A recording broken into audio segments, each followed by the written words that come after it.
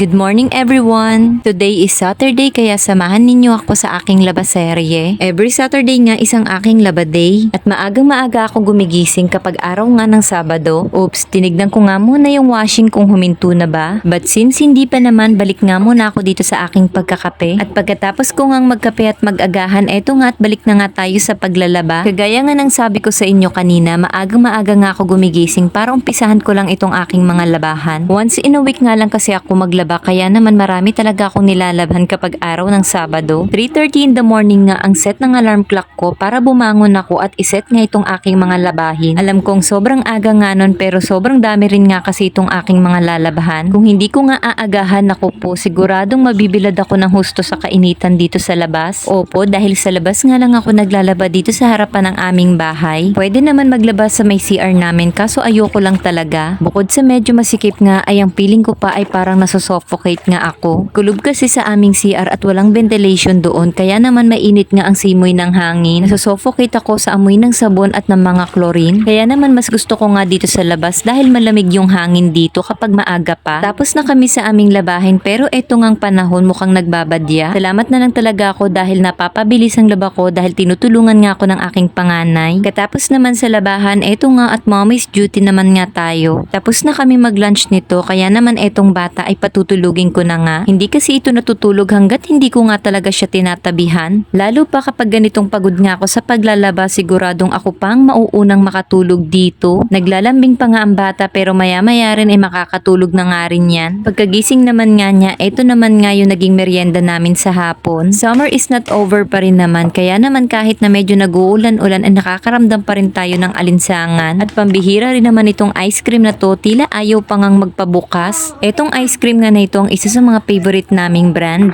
Ang smooth at napakalinamnam nga kasi ng lasa rin nito at hindi pa madaling matunaw. Oops, hindi nga tayo endorser ng ice cream na ito pero isa nga yun sa mga dahilan kung bakit nagustuhan namin itong ice cream na ito. Sa mga kalapit sari-sari store lang namin ito binibili kaya naman very convenient din. Hindi naman kami palagi kumakain ng ice cream pero kapag medyo mainit nga talagang napapabili kami nito. Syempre kapag nakakaluwag din, char. Pero aminin natin, nakaka-happy talaga at stress-free kapag nakakakain nga tayo ng mga ganitong matatamis. Eto nga, tipinaris ko pa nga siya sa tinapay na natira namin kaninang almusal. At tignan nyo naman nga itong si Harvey. Basta ice cream talaga yan. Napakabilis at napakaganado. Pagkatapos ng first round, ayan at humirit pa nga. Syempre, sino ba namang bata ang tatanggi sa ice cream? Basta araw talaga ng Sabado, isang mahabang araw na nga ito para sa akin. O hanggang dito na lang muna ulit tayo at salamat muli sa pagsama nyo sa aking mga mini vlog. Bye!